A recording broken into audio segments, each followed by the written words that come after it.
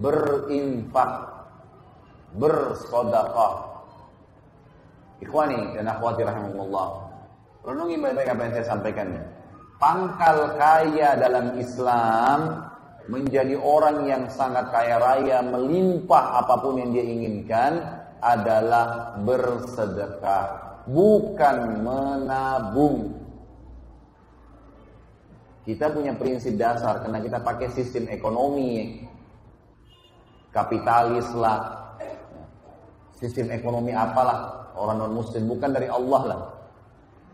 Sistemnya adalah menabung pangkal kaya. Makin sering nabung, maka makin kaya. Ini dalam Islam tertolak, nggak ada. Pangkal kaya, keluarin di jalan Allah, tuh kaya akan datang. Perhatikan, beda sekali.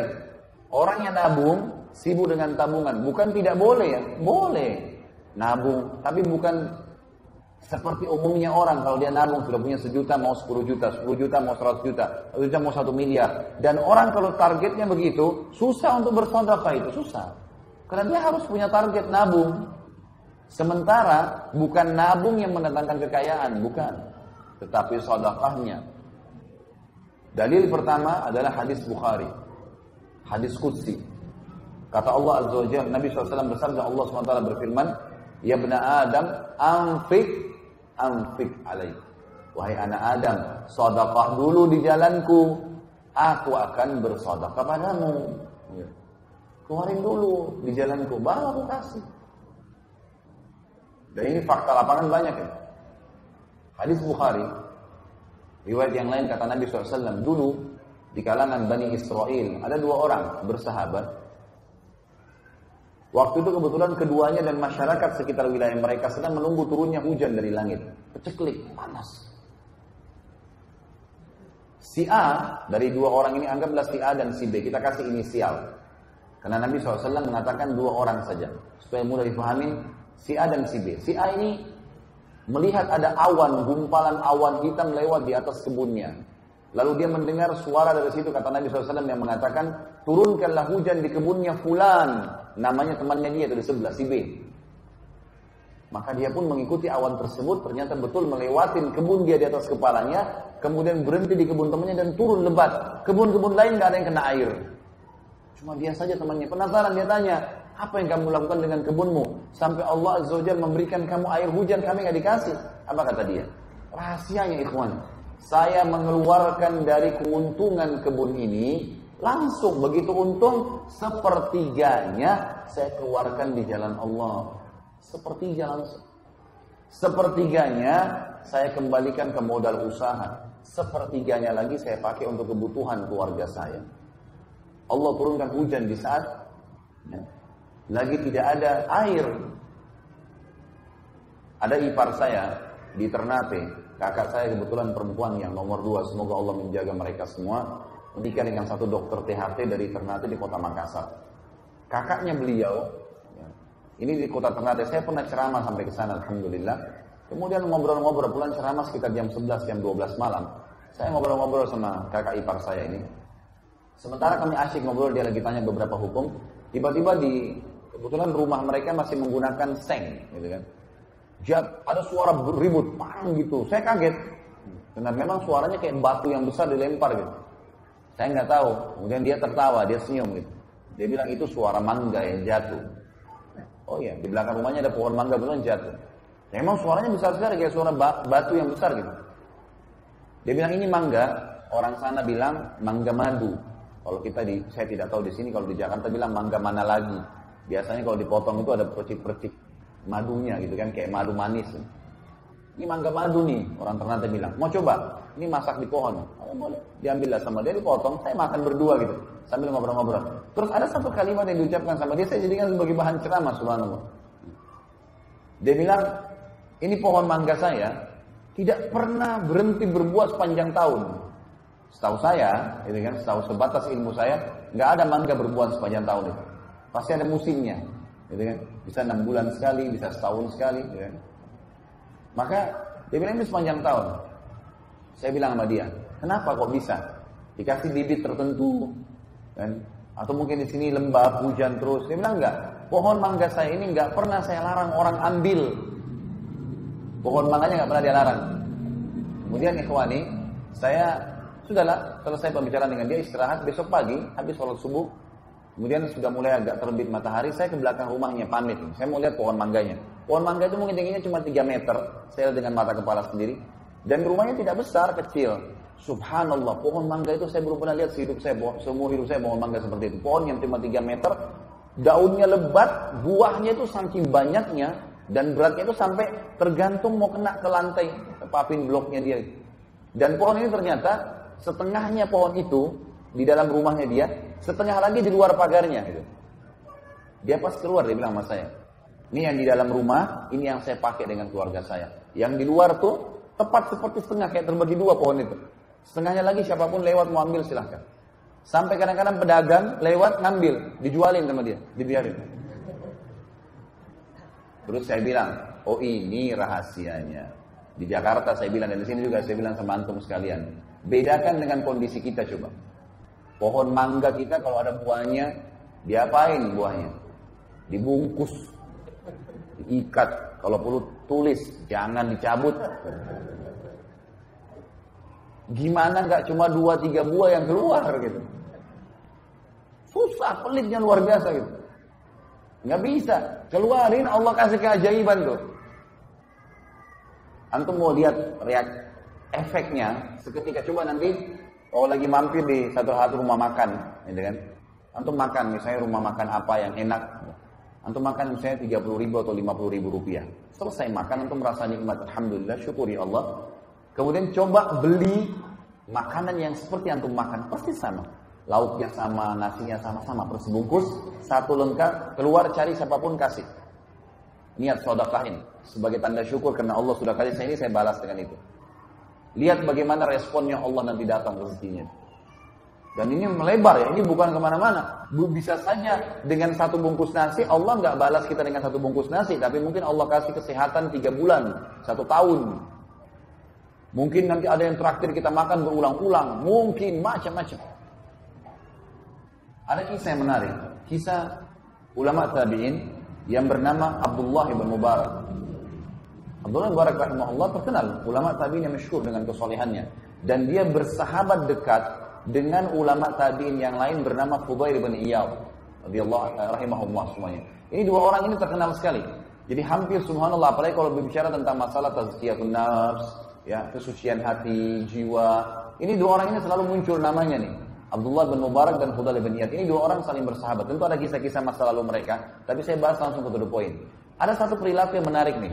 Keduanya ini kebetulan orang kaya raya, pengusaha, ya. Tentu Fudail bin Iyad dulu ini bekas perampok, tapi sadar. Ada kisah sendiri bagaimana dia sadar ya. Saya nggak bahas itu. Setelah dia sadar, dia belajar agama, dia mulai hafal Quran, jadi ulama, dan akhirnya jadi pengusaha. Bersahabat dekat dengan Abdullah bin Mubarak. Ada satu tradisi yang mereka lakukan menarik nih.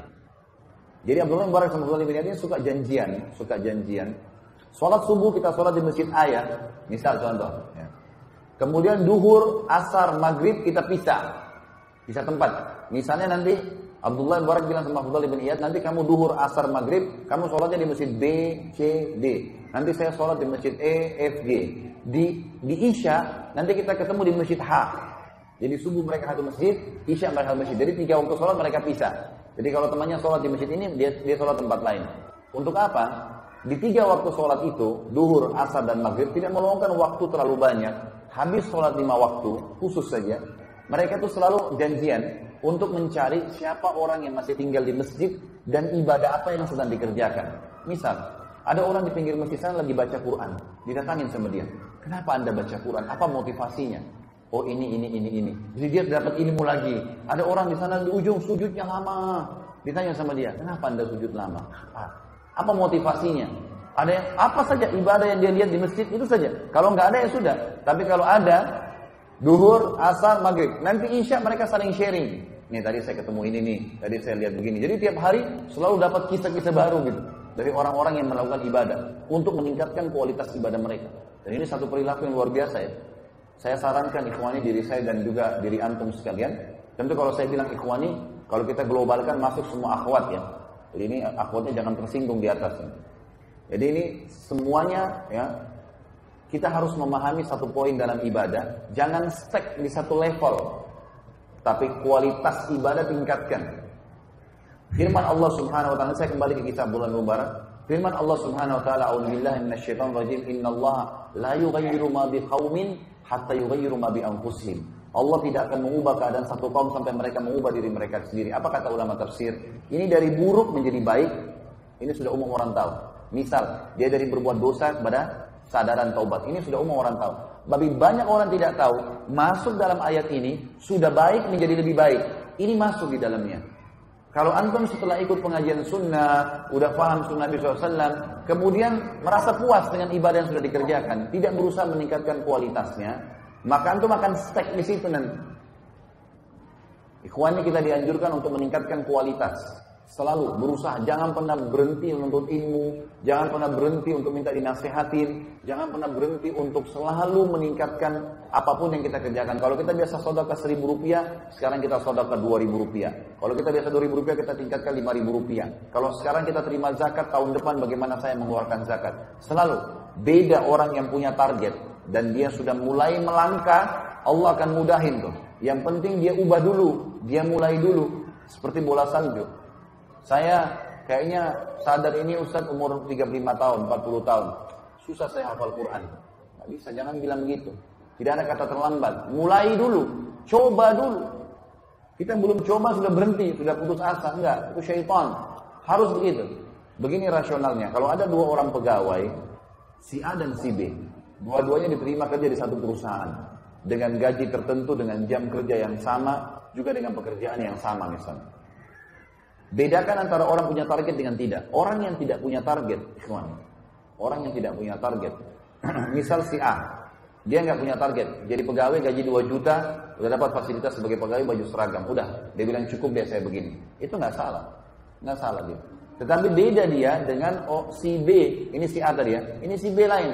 Si B ini begitu masuk di perusahaan, langsung dia petakan perusahaan itu. Jabatan-jabatan yang ada di situ, jenjang-jenjang karirnya, apa saja syaratnya, fasilitasnya apa, dan dia target mencari yang tertinggi. Maka kita temukan nanti si B ini dan si A 10 tahun kemudian, si A tetap dalam kondisi kerjaannya sampai rambutnya sudah ubanan semua, pensiun itu cuman bekerja di situ saja, nggak naik levelnya. Kita temukan si B 10 tahun kemudian sudah jadi direktur perusahaan. Nah, dia punya target.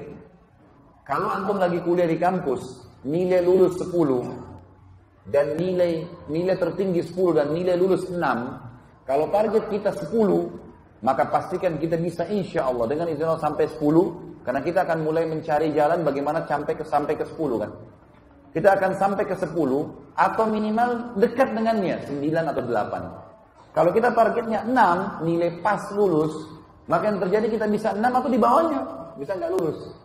Bedain. Kita selalu dianjurkan untuk menaikkan kualitas. Kata Nabi SAW, janganlah seseorang berkata, dulu saya pernah sholat malam. Itu dulu. Dulu saya waktu umur 17 tahun pernah sholat malam selama setahun. Dulu, gak usah khawatir, tercatat, aman. Allah sudah siapkan sekretaris tanpa digaji di pundak kanan kita. Nyatat semua. Gak pakai disuruh, dicatat sama dia. Sampai detail-detailnya dicatat. Menghayalnya pun dicatat. Gak dibayar, gak diapa, gak ada apa-apa. Tapi sekarang, besok, lusa, karena tiap hari punya buku lembaran amal nih. Maka harus dipikirin tuh, masalah kualitasnya. Inilah yang dilakukan oleh Abdullah bin Mubarak dengan Fudail bin Iyad. Ringkas cerita ikhwani, Abdullah bin Mubarak satu waktu pergi umrah ke Mekah. Sahabatnya Fudail bin Iyad tinggal di Irak. Mereka tinggal di Irak. Waktu tiba di Mekah, kata Abdullah bin Mubarak, saya masuk ke Mekah. Begitu saya mau tawaf, pakai baju ihram, saya lihat di dalam sekitar Ka'bah, masyarakat Mekah lagi pada ngumpul. Dan pada saat mereka lagi pada ngumpul, rupanya imamnya Masjid Haram dan juga gubernurnya Mekah pada saat itu mengumpulkan masyarakat untuk sholat istisqa. Karena menurut Abdullah bin Mubarak, dalam sejarah sampai di harinya beliau, belum pernah terjadi air di Mekah kering sampai sumur Zam-Zam pun hampir kering pada saat itu. Kecuali pada saat itu. Maka dia bilang, semuanya diajak sholat. Saya pun ikut sholat istisqa. Begitu selesai sholat, imamnya balik ke hadap ke makmum seperti sunnah Nabi SAW mengingatkan mereka tentang masalah dosa, taubat, agar kembali kepada Allah Azza wa Jalla. Diingatkanlah seperti itu. Maka pada saat dia bilang sementara diingatkan, biasanya kalau doa dan sholat kita diterima, maka minimal mendung, minimal. Panasnya kurang, maksimal turun hujan langsung setelah istisqa. Gitu. Tapi di situ dia bilang saya tidak lihat ada tanda-tanda itu. Tetap terik matahari, panas. Dia bilang, tiba-tiba mata saya melihat ke salah satu sudut pintu Masjid Haram. Di sana ada satu orang yang masuk, kulitnya hitam pekat, bajunya kumuh biasa sekali. Imamannya sudah tua, sudah lusuh. Masuk mencari salah satu sudut Ka'bah yang tidak ada orang sholat di situ.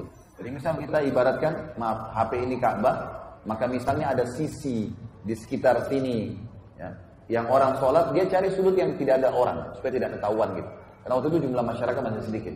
Kata Mubarak, saya lihat orang itu perhatikan dia masuk, kemudian dia sholat di salah satu sudut Ka'bah.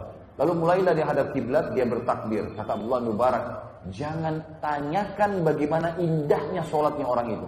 Dari takbir Allahu Akbar, tenang, tumaknina luar biasa. Baca tenang, ruku Allahu Akbar, tenang, dinikmatin semua gerakannya. Karena memang setiap gerakan dan bacaan berpahala, ikhwan. Kemudian sami Allahu liman hamidah, sampai salam, indah. Kata Abdullah Mubarak, saya belum pernah lihat ada orang sholat seindah itu. Luar biasa. Dan kemudian Abdullah Mubarak bilang, saya dekatin. Tapi orang itu tidak tahu lagi didekatin dari belakang. Tiba-tiba orang ini selesai salam, mengangkat tangan ke langit sambil mengatakan, Aqsamtu bika rabbi an tunazzil alaihim matara. Aku bersumpah atas namamu wahai Tuhanku, turunkanlah hujan untuk mereka tuh yang lagi sholat istisqa. Kata Abdullah Mubarak, kejadian aneh luar biasa, ajaib luar biasa. Tiba-tiba mendung, hujan turun lebat.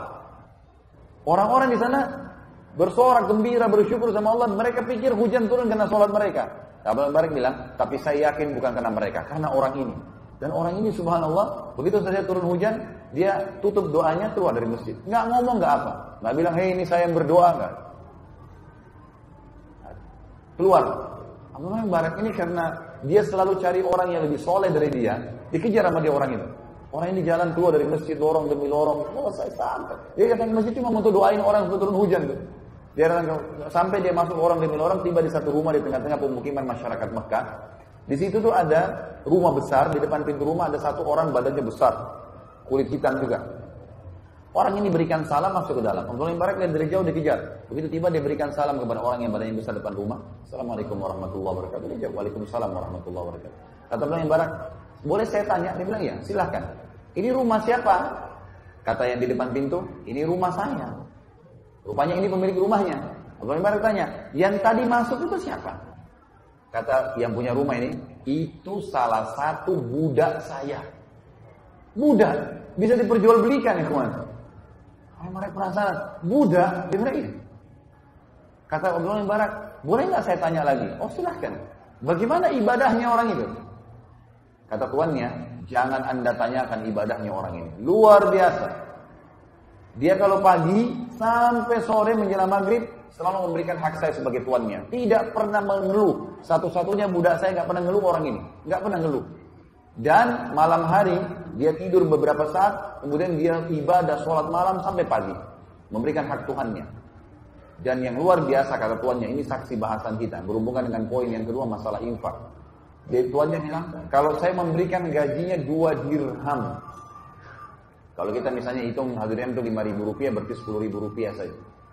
2 dirham gajinya saya kasih, maka dia mengeluarkan 1 dirhamnya untuk orang susah, orang miskin, dan 1 dirham dipakai sama dia. Bisa ditangkap gak maksudnya? Kalau antum terima gaji 1 juta, 500.000 dikeluarkan untuk orang susah. Padahal antum susah. Jadi ternyata mengeluarkan sedekah tidak butuh tunggu kaya. Sampai kapan antum mau tunggu kaya baru sedekah? Tapi di sini kita lihat dia mengeluarkan setengah gajinya, ikhwan. Ini gak gampang ini. Setengah gaji dikeluarkan sementara dia susah. Kata Abdullah Mubarak, itu sebabnya. Boleh nggak saya beli budak ini? Kata tuannya, tuan rumahnya bilang apa? Maaf, saya nggak jual. Budak ini banyak berkahnya. Maka Abdullah Mubarak bilang, saya Abdullah ibn Mubarak. Cuma zaman dulu nggak ada foto, orang nggak tahu bagaimana wajahnya ini. Cuma dengar nama, ini orang alim, ulama besar nih. Ya, salah satu rujukan tabi'in, belajar dari sahabat langsung. Maka tuannya orang hitam itu bilang, Anda Abdullah ibn Mubarak dari Irak? Dia bilang, iya. Kalau gitu saya jual. Nah, ini orang soleh nggak masalah, dijual lah. Abdullah ibn Mubarak niatnya ingin membawa budak ini kemana? Ke Irak. Ketemu sama temannya, Fudail bin Iyad. Ini ada orang ini luar biasa, angkat tangan ke langit, turun hujan langsung. Satu Mekah semua nggak diijabah, dia diijabah. Di tengah jalan, dalam perjalanan, Abdullah ibn Mubarak tidak ngomong apa-apa. Ini budaknya tanya, wahai tuan, maaf bisa saya tahu kita mau kemana? Gitu ya. Maka Abdullah ibn Mubarak bilang, mulai sekarang jangan kau panggil saya tuan, karena kau tuan saya. Kata budak itu, kenapa Anda bilang begitu? Abdullah ibn Mubarak di sini mengakui kekeliruan kecilnya. Dia bilang, saya menceritakan kepada dia, ya, dan saya menyesal kenapa saya ceritakan. Dia bilang, saya mengatakan tadi waktu lagi sholat istisqa di Masjid Haram, saya ikut sholat dan saya melihat tidak ada tanda-tanda diterimanya sholat kami. Dan saya melihat Anda masuk pada saat itu di masjid. Saya lihat Anda sholat dan saya tahu Anda berdoa kepada Allah dan saya yakin hujan turun karena doa Anda. Budak ini waktu dengar kalimat tersebut mengatakan, apakah Anda melihat itu Tuan? Dia bilang iya. Kata budak ini apa? Bisa Anda izinkan saya sholat 2 rakaat? Kata Abdullah Barak, silahkan. Dengar sholat ini pasti bagus nih. Maka yang terjadi budak itu pun kata Abdullah Barak berwudu. Wudunya sangat luar biasa, tenang, sempurna semua anggota tubuhnya. Terus hadap kiblat sholat. Dia bilang, jangan tanyakan indahnya sholatnya. Sama persis dengan waktu di haram masjid tadi. Takbirnya tenang, rukunya tenang. Dia tidak, seperti tidak ada orang di sebelahnya. Sholat sampai selesai haknya dikasih. Begitu selesai salam, dia mengucapkan satu kalimat, dia mengatakan, Al-ana ya Rabb. Artinya, sekarang wahai Tuhanku. Tiba-tiba apa ikhwani? Mati orang itu. Meninggal. Budak ini mati. Ini kisah nyata. Ini akan dipindahin dulu. Meninggal orang ini. Abdullah bin Mubarak periksa, cek, meninggal. Dan cuma berdua di jalan, di padang pasir. Maka Abdullah bin Mubarak mengatakan, saya pun mengurus jenazahnya. Saya mandikan semampunya, saya kafani semampunya, saya kuburkan di situ, lalu saya tinggalkan. Saya pun menuju ke Irak, lalu saya bilang sama sahabat saya, Fudail bin Iyad, wahai Fudail, demi Allah saya bertemu dengan seseorang di Mekah, yang kau sama saya tidak ada apa-apanya ibadahnya. Lalu Abdullah bin Mubarak menceritakan kepada kita nih, dia kan tuannya, dia bilang, kemungkinan besar si budak ini, waktu dia berdoa, waktu dia sholat, yang dia sebelum meninggal, dia berdoa dalam sholatnya mengatakan, ya Allah, kalau seandainya ibadahku setelah ketahuan doaku kamu ijabah di masjid itu menjadi riya, matikanlah aku. Kalau seandainya tidak, maka hidupkanlah aku. Makanya dia bilang, Al-ana ya Rabb, sekarang hai Tuhanku, lalu Allah matikan. Dia karena takut riya, maka dia doa seperti itu. Tapi saksi bahasa Tuhan, tidak menunggu kaya raya untuk sedekah. Setengah gaji dikeluarin. Dan kalau antum berikan Allah, berikan yang terbaik.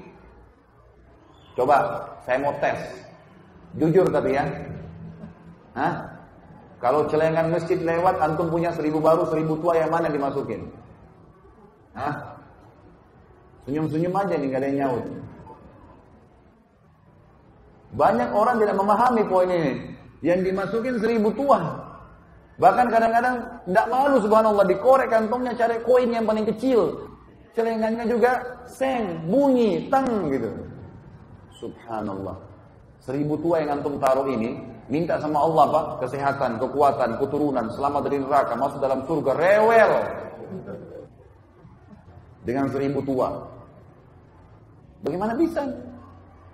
1000 baru masukkan.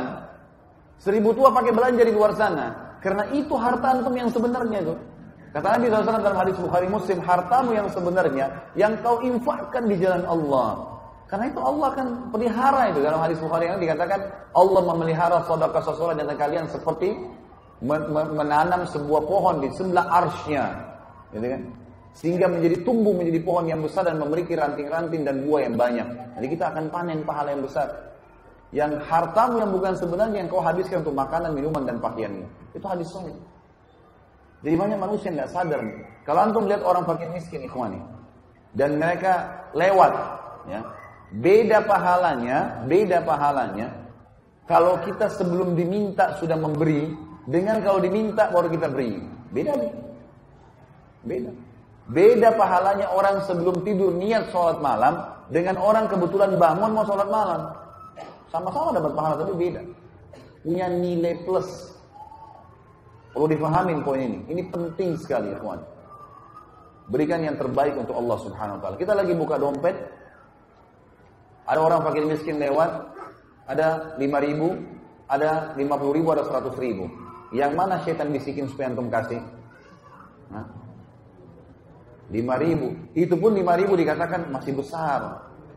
Coba cari di kantong kamu mungkin ada 1.000 yang kelipat. Ambil 100.000 keluarin. Kasih fakir miskin. Itu kata kuncinya. Ikhwani, hadir majlis ilmu seperti ini tujuannya mengubah keadaan. Ini bukan testimoni, tes hadir.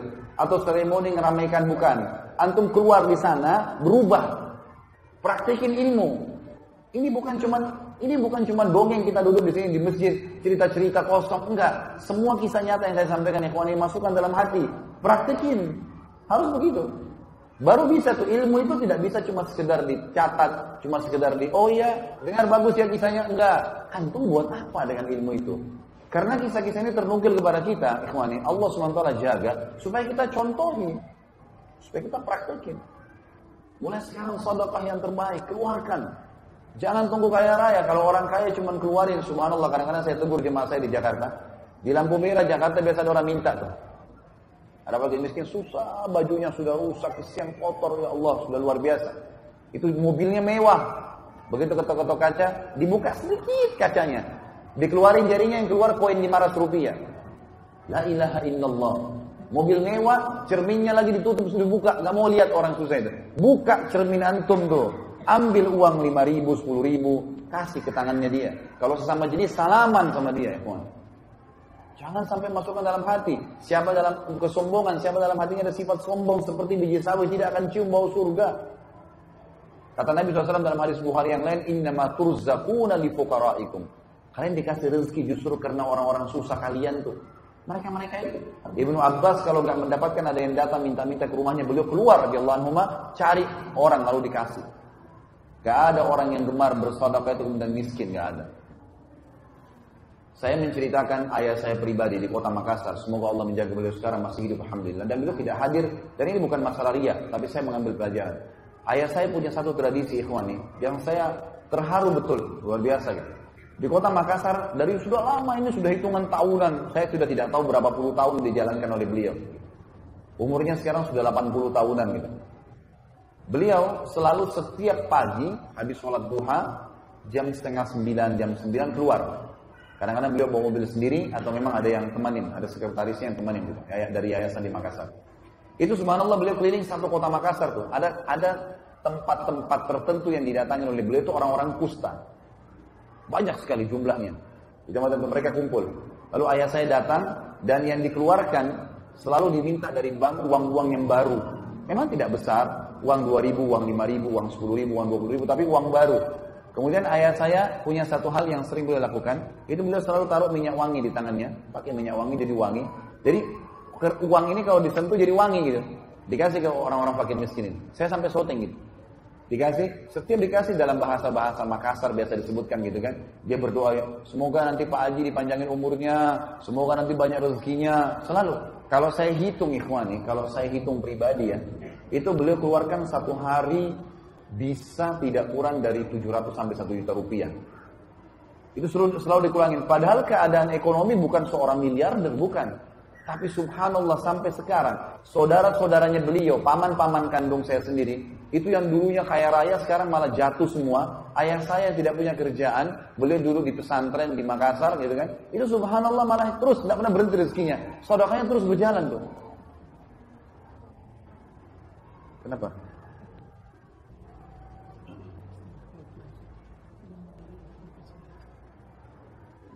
Kenapa? Oh gitu. Baik, kita ambil pelajaran saya dari itu tadi dan karena melihat waktu, jadi saya insya Allah ringkaskan sampai di situ. Baik, kita lihat masalah infak ini. Firman Allah Subhanahu Wa Taala surah Al-Baqarah urutan 2 ayat 254. Ini dalil yang kedua setelah hadis qudsi tadi tentang bersedekah. Allah SWT berfirman, A'udzubillahi minasyaitonir rajim, ya ayyuhalladzina amanu anfiqu mimma razaqnakum min qabli an ya'tiya yawmun la bay'un fihi wa la khullatun wa la syafa'ah wal kafiruna humudz zalimun. Hai orang-orang yang beriman, berinfaklah apa yang kami berikan rezeki kepada kalian sebelum datang hari kiamat nanti. Enggak ada transaksi, enggak ada kasih sayang, enggak ada saling tolong menolong. Dan orang-orang kafir mereka lah orang-orang yang zalim. Jadi kalau bahasa saya pribadi, ikhwani, kalau misal kita meninggal dunia dan memiliki rekening yang banyak uangnya, sementara kita masih jarang bersedekah, pastikan antum akan menyesal. Kenapa enggak disodokahkan? Maka sodokahkan, maka akan datang hasil yang luar biasa. Dalam riwayat sahih disebutkan Abdurrahman bin Auf pernah kedatangan satu peti keuntungan dari dagangannya. Kemudian beliau tidak bisa tidur dan beliau berkata, waktu istrinya tanya, kenapa Abdurrahman? Dia bilang, saya nggak bisa tidur gelisah lihat keuntungan ini. Maka dia pun akhirnya mengatakan, saya akan sodokahkan. Kata istrinya, sodokahkan. Dia sodokahin. Habis semua malam itu. Dikeluarkan jalan Allah. Besok datang 2 peti. Dikeluarin lagi, lusa datang 3 peti. Sampai Abdurrahman bin Auf menjadi miliardernya sahabat. Ini tentu akan ada bahasan sendiri. Tapi itu buktinya. Kemudian surah yang lain, surah Ibrahim, urutan 14, ayat 31 sampai 34. A'udzubillahi minasyaitonir rajim. Qul li ibadiyalladzina amanu yuqimus salata wa yunfiqu mimma razaqnahum sirran wa alaniyatan min qabli an ya'tiya yawmun la bay'un fihi wa la khilal. Katakanlah kepada hamba-hambaku yang beriman, mereka dirikan salat, mereka mengeluarkan apa yang telah kami berikan kepada mereka, rezeki, makanan, pakaian, uang dan seterusnya, baik secara sembunyi-sembunyi atau terang-terangan. Jadi kadang-kadang di depan umum ada orang yang minta, nggak mungkin kita nolak, gitu kan? Sebelum datang hari yang tidak ada transaksi dan tidak ada lagi kasih sayang, maksudnya hari kiamat di mahsyar. Kita tahu firman Allah SWT, A'udzubillahi minasyaitonir rajim, yawma yafiru mar'un min akhi wa ummihi wa abi wa sahibatihi wa bani. Pada hari kiamat orang lari dari saudara kandungnya, dari ibu dan ayahnya, dari pasangan hidupnya dan juga dari anak-anaknya. Karena susah pada saat itu. Maka tidak lagi transaksi. Kata Allah, yang menyuruh kalian sholat dan menginfakkan apa yang kalian inginkan, apa yang kalian dapatkan rezeki supaya bertambah rezeki kalian, Allah bilang, Allahul ladzi khalaqas samawati wal arda wa anzala minas samai ma'an fa akhraja bihi minas thamarati rizqan lakum. Allah lah yang telah menciptakan langit dan bumi dan juga menurunkan dari langit air, kemudian mengeluarkan dengan air itu buah-buahan sebagai rezeki buat kalian. Itu yang menyuruh kalian dirikan sholat dan mengeluarkan infak di jalannya. Wa sakhkhara lakumul fulka litajriya fil bahri bi amri wa sakhkhara lakumul anhar, dan dia juga yang telah menundukkan lautan sehingga bahtera-bahtera kalian bisa mengaum di atasnya, bisa jalan di atas air itu, sehingga kapal-kapal ini bisa memuat kebutuhan manusia, bisa mengambil kekayaan-kekayaan laut dari hewan-hewannya, ikan dan seterusnya. Dan juga Allah tundukkan buat kalian sungai-sungai. Wa sakhkhara lakumus syamsa wal qamara da'ibain, dan juga dia menundukkan buat kalian matahari dan bulan yang da'ibain, rutin. Setiap pagi begini terbit sampai terbenam malam, kemudian malam ada bulan, terus begitu memenuhi kebutuhan manusia. Wa sakhkhara lakumul laila wan nahar, dan dia juga telah menundukkan buat kalian malam dan siang. Wa ataakum min kulli ma sa'altumuh, dan dia memberikan kepada kalian semua yang kalian minta. Wa in ta'uddu ni'matallahi la tuhsuha, kalau kalian ingin menghitung nikmat Allah maka kalian tidak akan mampu. Innal insana lazalumun kafar, sesungguhnya manusia itu zalim terhadap dirinya sendiri. Dia tahu dengan bersyukur, dengan bersedekah bisa bertambah, tapi dia tidak mau. Kafar, suka memungkiri nikmat Allah Subhanahu wa taala. Yang ketiga adalah halalan thayyibah, menikmati yang halal dan meninggalkan yang haram. Halal yang Allah bolehkan, haram yang Allah larang, gitu kan? Jauhi semua. Pokoknya haram sedikit pun jangan sentuh. Syubhat saja tinggalkan, tidak perlu. Antum tidak akan mati gara-gara tinggalkan yang haram, tidak. Kadang-kadang orang kena gengsi, restoran ini dikenal namanya. Ini syubhat, mungkin halal, mungkin tidak apa-apa deh, yang penting saya coba, nggak bisa. Sedikit masuk yang haram bisa berbahaya. Ingat sabda Nabi SAW dalam hadis Bukhari, lahmun nabata min suhtin an-naru awla bihi. Daging yang tumbuh dari hal yang haram, maka neraka lebih pantas baginya. Allah Subhanahu wa taala menyuruh kita menikmati yang halal dan thayyib. Halal yang dibolehkan, halal thayyib ini berkualitas. Jadi termasuk mensyukuri nikmat ikhwani dan akhwati. adalah kalau kita punya, ada anggur dengan harga 50.000 per kilo. Dan ada anggur harganya 100.000 per kilo. Antum mampu beli yang 100.000, beli yang 100.000. Itu bukan mubazir. Tapi itu termasuk bagian dari syukur nikmat. Termasuk bagian dari syukur nikmat. Kita pengen baju, ada baju harga 50.000, ada baju 100.000. Dan kita mampu beli yang 100.000. Beli yang 100.000, nggak apa-apa. Yang penting, dalam kaidahnya ulama bilang, la ifrat wa la tafrit. Ifrat itu terlalu berlebihan, dan tafrit terlalu pelit. Berada di tengah-tengahnya. Tidak perlu juga kita punya 100 lembar baju. Tidak perlu juga kita punya 10 mobil. Tapi boleh dalam Islam menggunakan kendaraan yang mewah. Rumah yang bagus. Memakan makanan yang berkualitas. Itu semua diperintahkan dalam agama. Pernah Abu Hanifah kedatangan seseorang muridnya. Yang berantakan bajunya. Rambutnya juga berantakan. Hadir di majelisnya. Abu Hanifah rahimahullah seorang ulama mazhab 4. Salah satunya dan terkenal dengan kekayaannya. Beliau pedagang pemasok terbesar di Irak waktu itu. Sutra, kain sutra. Imam Abu Hanifah selesai bubar pengajian, melihat orang itu masih ada lalu dipanggil. Kata Imam Abu Hanifah rahimahullah, coba kamu ke mihrab, angkat sejadah saya, ambil apa yang dibawa sejadah. Maka orang ini pun datang, mengangkat, ternyata di bawah ada sekitar 500 dirham uang.